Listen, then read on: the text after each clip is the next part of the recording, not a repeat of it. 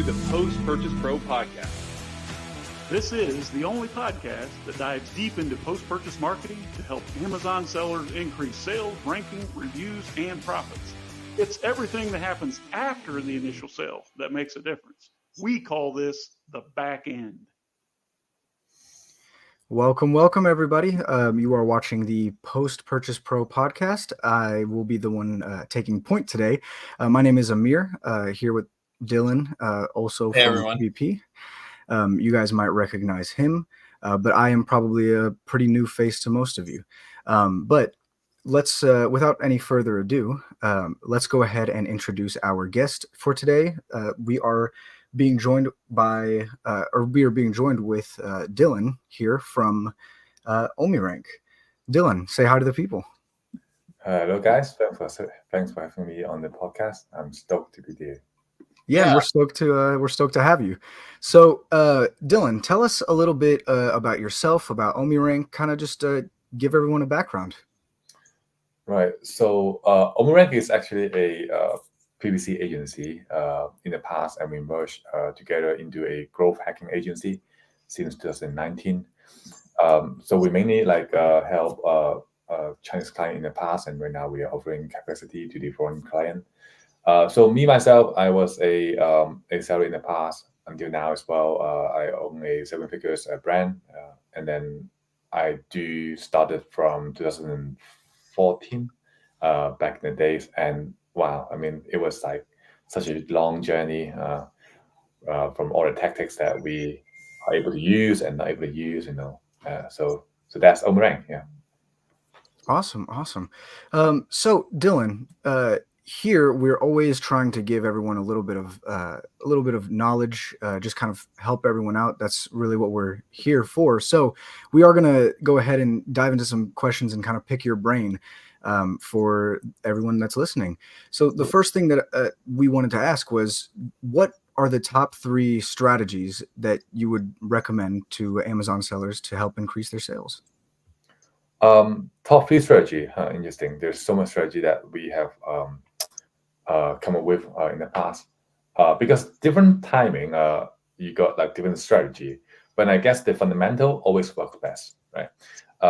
So the first one, I would say, always dial into your PPC, as in like you want to utilize all the PPC first in order to. Sorry, let me rephrase that. You want to start with the listing, and then also the promotional coupon, as in like the voucher, the 7 days deals and 9 deal, and then you can go for PPC. Use them both together to maximize your revenue. After that, you can start considering the external traffics, like affiliate marketing, and then also you can go for influencer marketing, because those are the lowest hanging fruit where your competitors is not using. And that's why if you're not doing that, you're actually missing a lot from the table. So that's the second one, right? From utilizing the internal traffics to external traffics, and then we will go for a brand launch. A brand launch is something that we have invented in our company. So we launch a product using a crowdfunding platform like Kickstarter. The way we advise that is to the reason we want to go for that is because we want to build a real brand instead of just a Amazon brand, right? So we always ask people, as in like, why is your brand? If your customer gonna be asking where do they buy is your customer friend ask them, when do you buy the product from? If they answer they got it from Amazon, then it means that you don't have a real brand. If they answer your brand, and congratulations, then you have a real brand. So to get your brand scale faster, you need to focus on branding, and it's only through brand building that you can scale year by year faster than ever before. And that will be the 3 main strategy that I will go for. Yeah, so it's essentially taking it from just this idea that we're we're only going to be on Amazon, or we're only focusing on Amazon, and instead looking at the big picture, so that way you just kind of nurture that brand to help bring it up. That's right. Yeah. Awesome. I love that. But So yeah, go ahead, Dylan. I was just going to say, it sounded like taking it from a real top-down approach, because, I mean, you can focus on the PPC all you want, but if you haven't actually refined the listing to get it optimized, I mean, you can throw all the money at it that you want, but it really doesn't matter until we've, gotten that first thing taken care of, then PPC, and then on top of that, we can layer on the external traffic sources. But we can't just focus on, those other two first, because it's important to start from the ground up when we're doing this. Exactly. Yeah. Yeah, it's awesome. Yeah. So while we're on the topic of growth, so in terms of rapid growth techniques, what are some just key tactics that a lot of sellers, or maybe that you guys look for when you're looking to accelerate your actual growth? Not only, and since this isn't strictly to Amazon, just in general, what kind of tactics do you guys like to look at when looking to accelerate that growth? It's all about always be launching, because if you don't launch a new product, I mean, your brand is dying essentially, because you can get replaced by other competitors sooner or later. Especially right now, you have AI to help out on trying to come up with a new product. It's just getting easier and easier for them to come up a new product to just make your product obsolete. Yeah. So product launch is the number one thing that we focus on the most with our client and our own brand as well. The way that we do that is we use AI to identify the gap. Of course, like the normal research process is going to be like you use the software to find out the keyword gap, you find out the using Helium 10 or Jones Scout to find out the basic product, and then keyword gap, and then Google Trend, and then spy on maybe TikTok Creator Marketplace.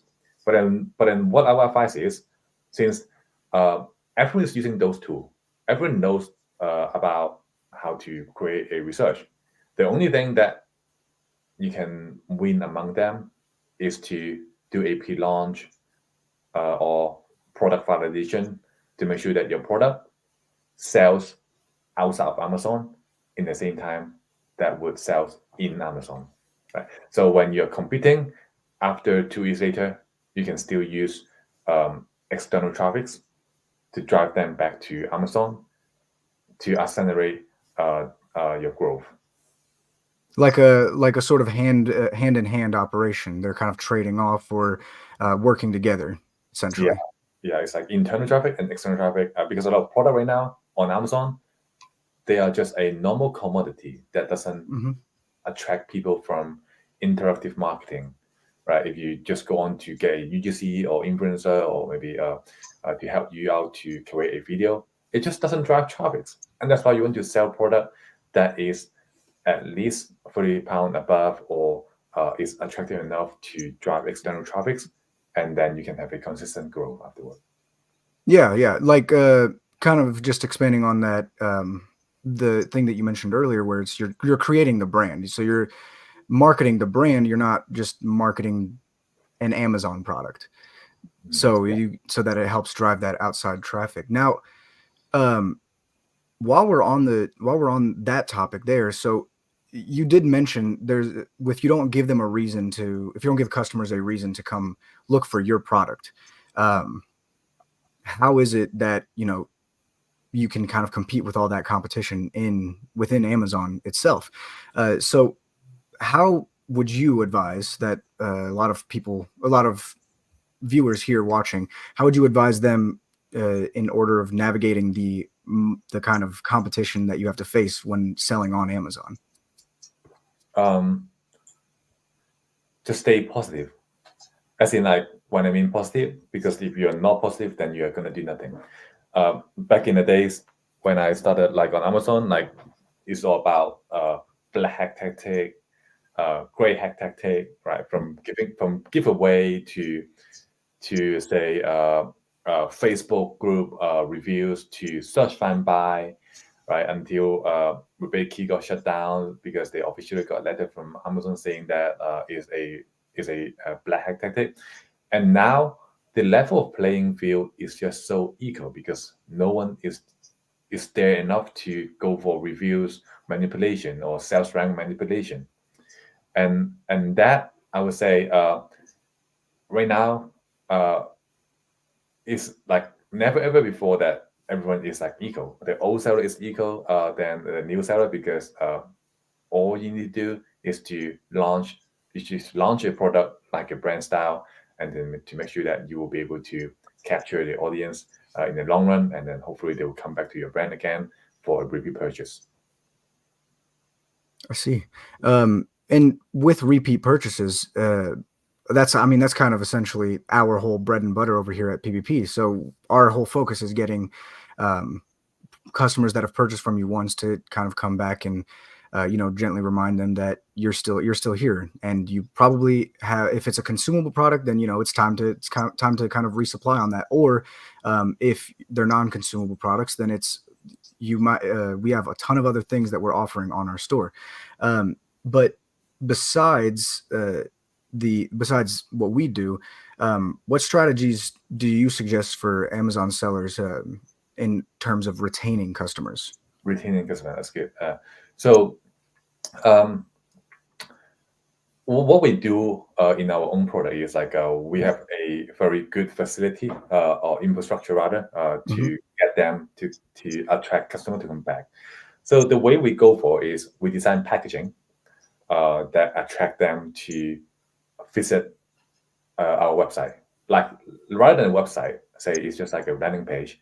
So a landing page to get them to come to us to fill in the warranty form, right? So we just say your product would cover 6 months worth of warranty, but if you want to extend them, you can come to register our website. We'll give you a 24-month warranty, because that warranty is just cost you nothing. You have to warranty them anyway.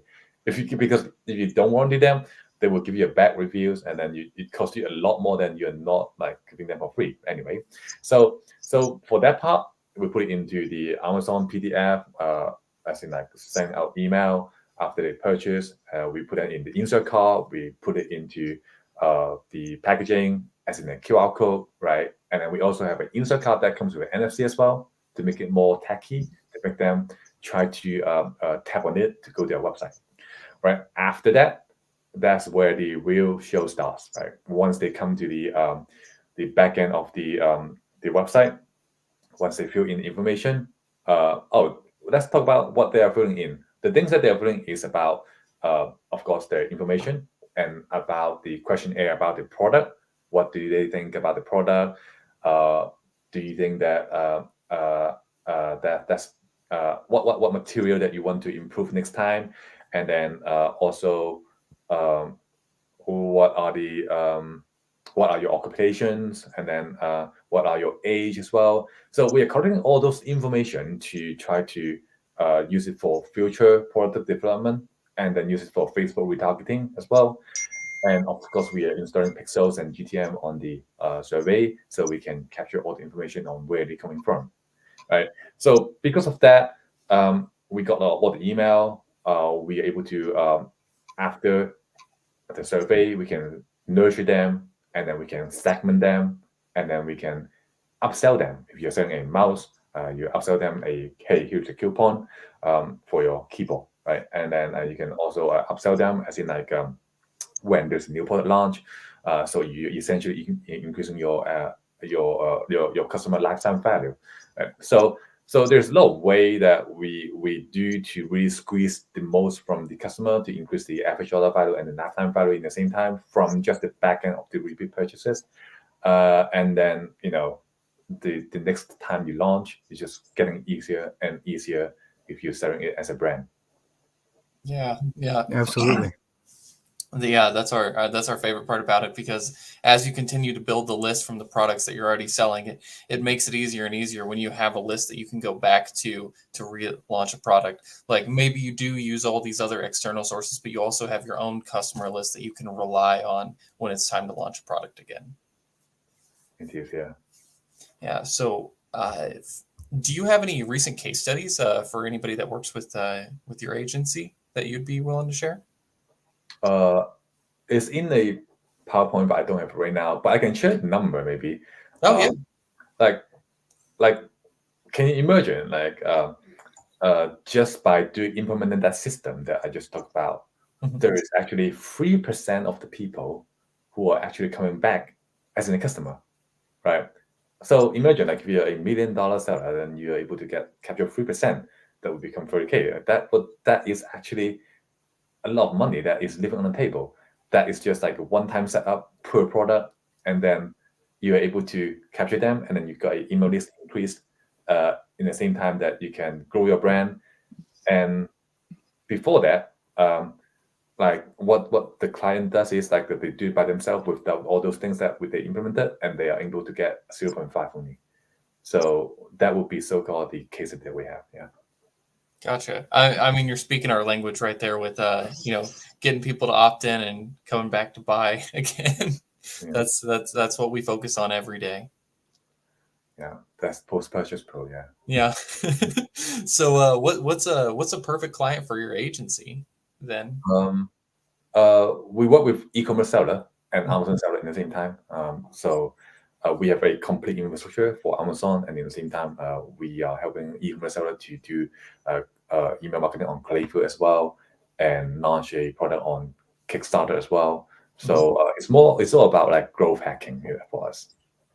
Gotcha. And do you have any thresholds for like what makes sense to work with you guys as far as sellers, like what they're doing currently, or start from the basics? Or we work with seller that is doing over 10K, because if they don't make over 10K, it just, I mean, the effort there, it just doesn't make sense for them to capture that. Maybe just 3%. I mean, maybe they are still like they should launch more product if they are just selling doing a 10K monthly. Otherwise, they will be our perfect client. that makes sense. It's a lot of effort to do all the other things if you don't have the sales engine there in the first place to support it all.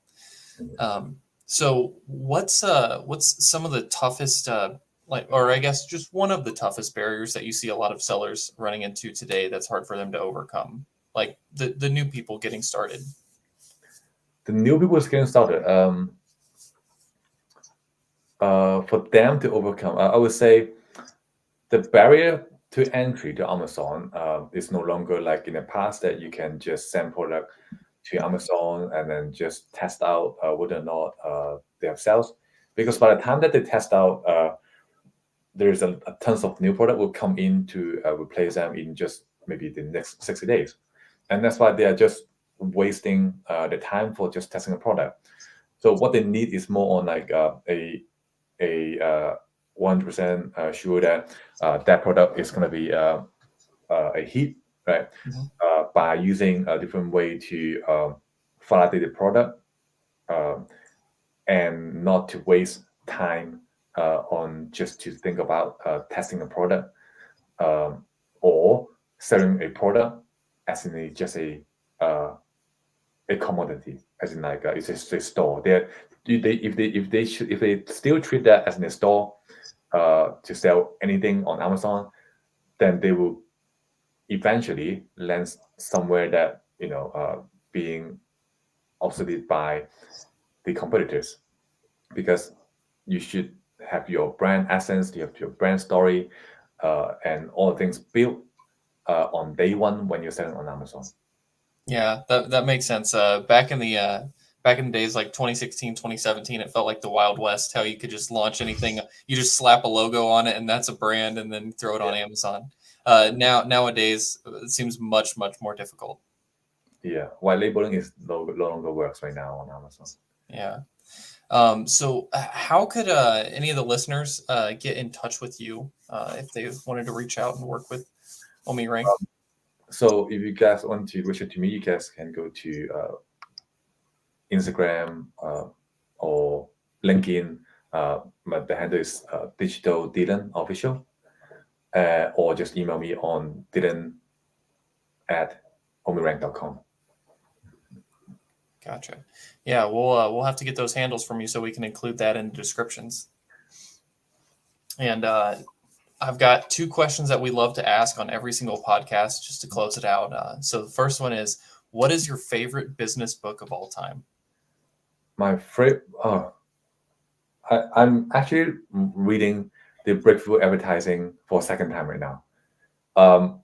I would say that is the fundamental for every marketer or business owner to understand the concept on how to sell, or how to how does this psychological behind, as in the consumer behavior, how does it work, so that will be the book that I would recommend if you are just new, or you're just even if you're expert, you want to revise as well, because there's so much new idea, it will come to you whenever you read it.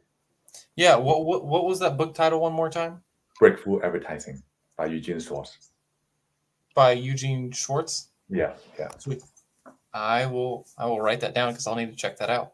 And by the way, that was the first book that I bought that is over $1,000. That is crazy. But yeah, it was worth every penny. Oh wow! I will have to check it out then. I haven't seen a book priced over $1,000 besides textbooks, of course. Yeah.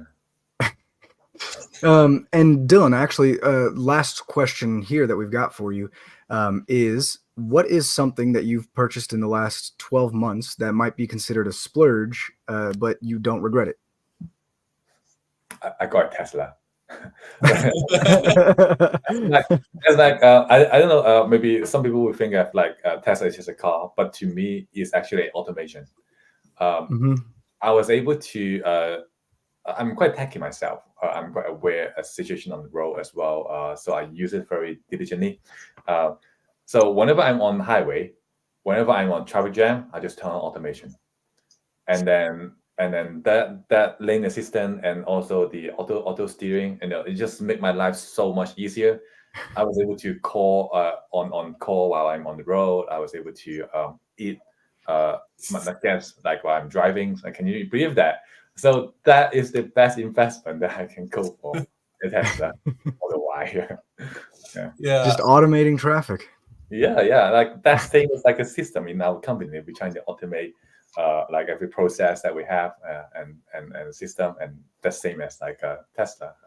And I'm thinking in the future, the pace of the future is going to be automation as well for cars.